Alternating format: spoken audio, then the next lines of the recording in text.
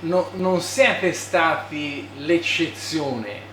No, siamo stati l'eccezione, ma a me mi viene da ridere perché è un paradosso, perché noi siamo quelli normali, secondo me. La normalità è rispettare le licenze di esercizio pubblico, non siamo un club dove uno può decidere chi entrare e non entrare. L'esercizio pubblico è chi ti fa entrare perché è non solo autorizzato, ma è obbligato. Quindi io sono obbligata qui a fare entrare tutti, quindi è un paradosso che noi siamo l'eccezione, ecco, siamo la normalità.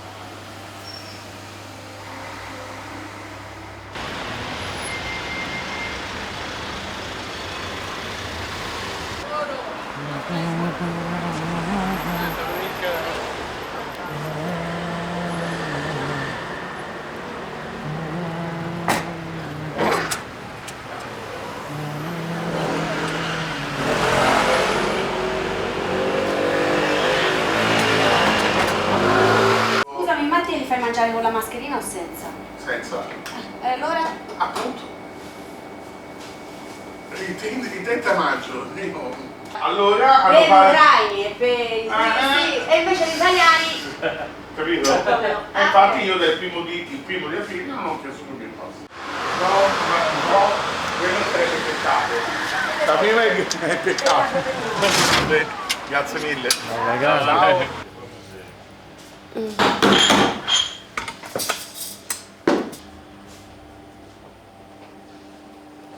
Madonna, ma oggi non c'è nessuno, come mai?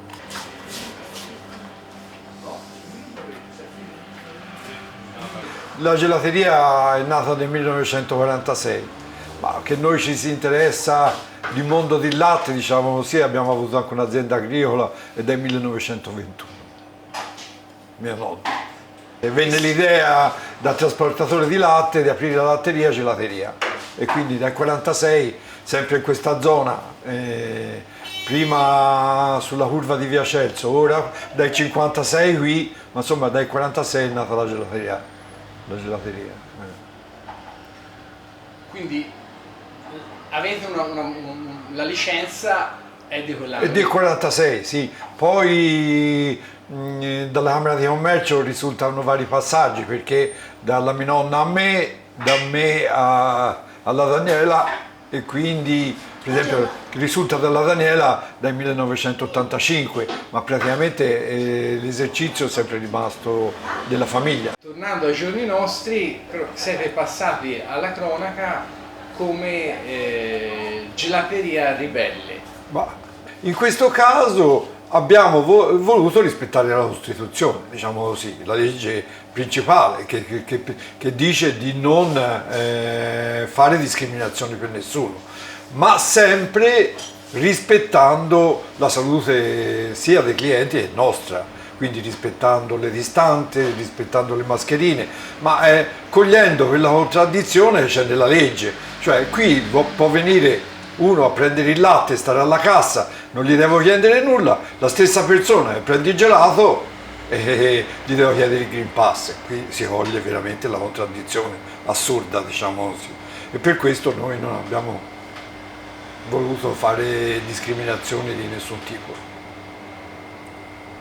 Siamo su Firenze da 75 anni ormai e quindi la popolazione, i media, insomma anche le testate giornalistiche locali sanno benissimo la nostra realtà, sanno benissimo quanto noi per Firenze abbiamo fatto donazioni, siamo stati presenti alle manifestazioni sociali per l'ATT, per l'ANT, per il Cuore di Firenze, per i bambini degli innocenti, abbiamo sempre fatto grosse donazioni, per cui noi per la città sinceramente non ci sentiamo mancanti, anzi.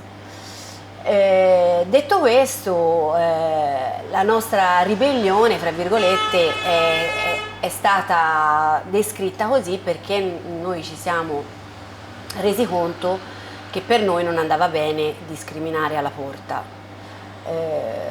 Io ho la licenza di mio nonno del 46 e fin da quando ero giovane, insomma, lui mi diceva che questo non era casa mia, doveva essere la casa del cliente, insomma l'esercizio pubblico consente alle persone, a tutte indiscriminatamente di entrare, per cui io non ho fatto altro che tener fede a quella licenza eventualmente, una licenza che prevede che il cliente che vuole acquistare al prezzo che io offro io sono obbligata a vendere, insomma, sono obbligata a farlo entrare, perché non è che posso far comprare sulla strada, sono obbligata a farlo entrare e a vendergli tutti i prodotti che lui non contesta il prezzo.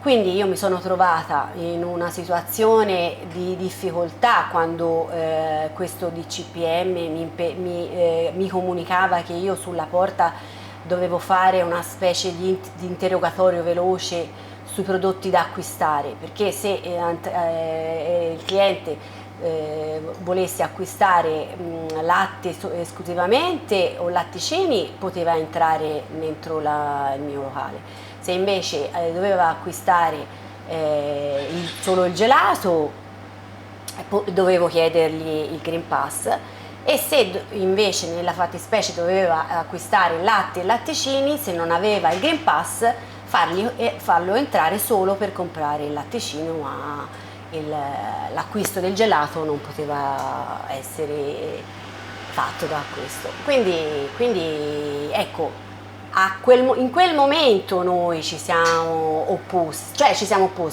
abbiamo tirato fuori la nostra licenza e abbiamo fatto solamente quello che sappiamo fare, insomma, accogliere il cliente, come da 75 anni abbiamo fatto.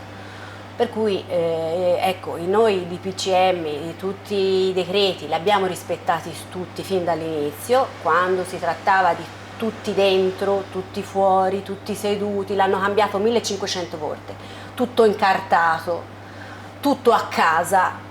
E noi tutto abbiamo rispettato, mio padre faceva le consegne tutto bardato, vestito da palombaro, quindi noi siamo stati assolutamente pronti per la comunità a attivarci, abbiamo fatto consegne gratis per tutto il nostro quartiere, quindi non ci sentiamo così, questo appellativo ci fa ridere sinceramente, però vabbè. Detto questo, quando però abbiamo capito che non era per la collettività ma era per punire qualcuno che non si era vaccinato o eventualmente aveva fatto una scelta di qualsiasi tipo per la propria salute, per il proprio credo, perché non ci interessa, noi abbiamo detto questa va contro la nostra licenza di esercizio pubblico e noi abbiamo impugnato questo, ecco. Quindi credo di essere dalla parte della ragione, noi crediamo di essere dalla parte della ragione, non dalla parte di un rivoluzionario. Dalla parte della Costituzione. Dalla parte della Costituzione, del resto, perché l'atto che abbiamo firmato, sia il Comune l'ha firmato, sia noi, vale di più di una leggiù, mi verrebbe da dire, vabbè, lasciamo stare, una legge, non voglio mancare di rispetto, però di una legge che poi non so se è legge, un decreto che ci impediva di fare entrare il libero cittadino. La clientela lì per lì è rimasta sbigottita perché appunto è stata un'azione di forza importante in quel momento. Però devo dire che ci ha sostenuto a pieno, io ho avuto la coda e tuttora ho la coda persone vaccinate, non vaccinate, io ho notato appunto che è un coro comune quello della libertà e della uguaglianza, a prescindere da cosa credi. E quindi io dalla dimostrazione dell'affluenza dei clienti penso che l'hanno accolta benissimo.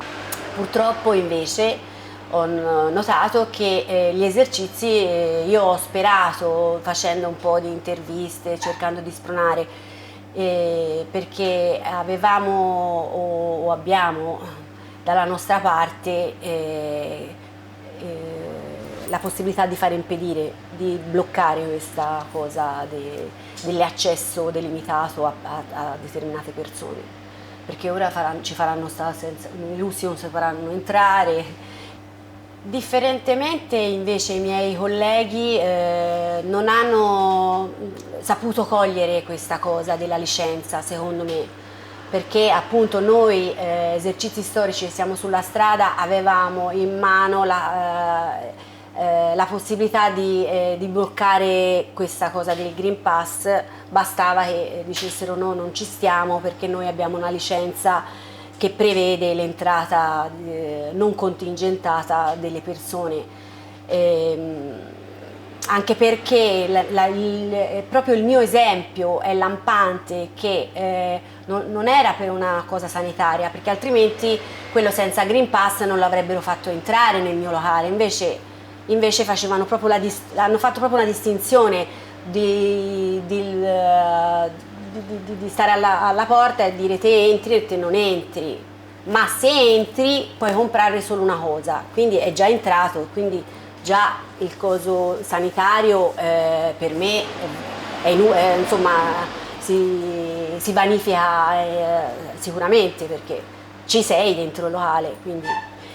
I ristoratori soprattutto non hanno saputo cogliere questa possibilità di impugnare la licenza e quindi di andare contro a una DPCM illegale che va contro un atto già firmato, e quindi si sarebbero potuti mettere dalla parte della città, del cliente, senza rischiare niente. Alla fine io non capisco questa voglia di fare il doganiere sulla porta, io sinceramente non lo capisco. A sedere si levano la mascherina, quindi se una persona contagia, lo contagia da sedere, dal ritto, entrato, uscito, cioè io, ecco, questa cosa.